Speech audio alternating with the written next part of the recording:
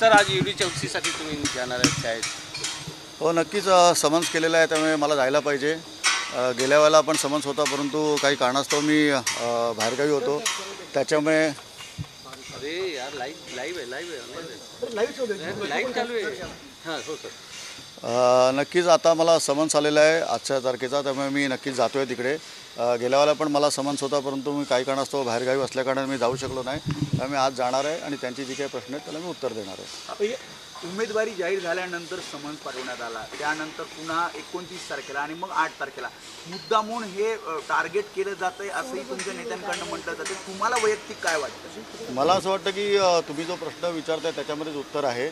मला वैयक्तिक काय वाटतं, ह्याचा जर का विचार जर का कोणी केला असता तर कदाचित अशा पद्धतीचं वागणं झालं नसतं.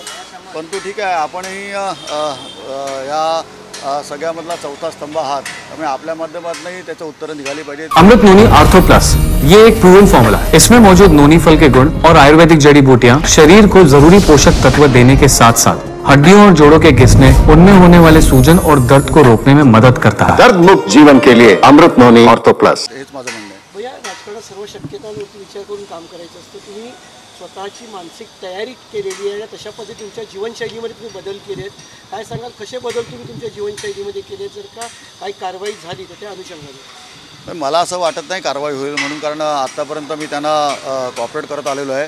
गेल्या वेळेचाच एक समन्स माझ्याकडनं टाळला गेला होता, परंतु त्यालाही कारण होतं.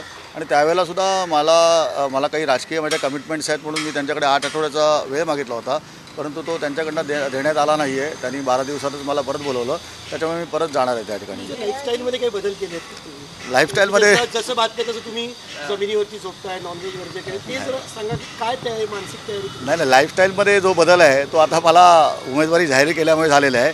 सकाळी 7 वाजता उठतो आणि रात्री 10:30 11पर्यंत बाहेर असतो, लोकांमध्ये मिळून मिसळून असतो आणि त्यांच्यामध्ये जाण्याचा मी प्रयत्न करतो. तुम्ही एका वृत्तपत्रात असं सांगण्यात आलं की तुम्हाला भीती नाही, म्हणजे तुम्ही चौकशीला सामोरे जाणार आहात आणि 8 तारखेपर्यंत जितका प्रचार करता येईल तेवढा तुम्ही प्रचार केला. 100% 8 तारखेपर्यंत मी दररोज बाहेर होतो. माझा पदाधिकारी, माझा कार्यकर्ता रस्त्यावरती होता. लोकांपर्यंत पोहोचण्याचा आम्ही चांगल्या रीतीने प्रयत्न केला आणि ज्या वेळेला लोकांकडे गेलो त्या वेळेला या सगळ्या गोष्टींचा उलगडा त्यांच्याकडनंही झाला आहे, माझ्याकडनं झालेला आहे. आणि नक्कीच जर का मी काही केलं नसेल तर मला भीती नसणार 100%. आणि मला खात्री आहे माझ्याकडनं काही गुन्हा झालेला नाही आहे. तरी पण एखादा गुन्हा जेव्हा नोंदवतो त्यावेळेला त्याची इन्क्वायरी होते, बऱ्याच लोकांची इन्क्वायरी होते. ते काही सगळे गुन्हेगार नसतात. तशी माझी इन्क्वायरी चालू आहे आणि त्याला मी सपोर्ट करतोय, चांगलं त्यांना सहकार्य करतोय. काय कारवाई केली तर त्याला सामोरं जायला तयार आहे का? आता सूडबुद्धी वगैरे असं मला काही म्हणायचं नाही आहे. शेवटी प्रत्येक तपास यंत्रणा आपापलं कामं करत असतात आणि त्या तपास यंत्रणेवरती मला असं वाटतं की सगळ्यांचा विश्वास पाहिजे. आता सूडबुद्धीने करतायत की नाही करतायत ह्याचं उत्तर जनताच देईल. आधी तुम्ही पक्षप्रमुखांशी चर्चा केली तर त्यांच्याकडून काही निरोप आला आहे का तुम्हाला? नाही, नक्कीच मी ज्यावेळेला माझं उमेदवारी जाहीर झाली त्याच्यानंतर 2-3 दिवस मी थोडं कामात व्यस्त असल्या कारणाने मी साहेबांना भेटू शकलो नाही. परंतु त्याच्यानंतर उद्धव साहेबांना भेटून मी माझ्याबद्दलच्या सगळ्या गोष्टी त्यांच्याकडे क्लिअर आउट केलेल्या आहे आणि उद्धवसाहेब ठाकरे, संपूर्ण पक्ष आणि इंडिया आघाडी हे माझ्या पाठीमागे ठामपणे उभे. 30 ते 31 व्हेंडर यामध्ये होते. तुम्ही म्हणतात की काही जणांना बाजूला सोडलं. 30 ते 31 नाही, जवळजवळ 70 ते 80 व्हेंडर्स ह्याच्यामध्ये आहेत आणि काही लोकांना चूज करून त्यांच्यावरतीच आरोप करतायत असं मला वाटतं आहे. पण शेवटी तपास यंत्रणा आहेत, त्यांनी त्यांचं काम करावं.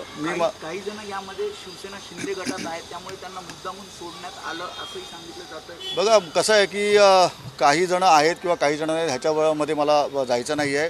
मला समन्स आलेलं आहे आणि त्या समन्सचं उत्तर मी देणार आहे आणि त्याच्याकरता मी निघालो.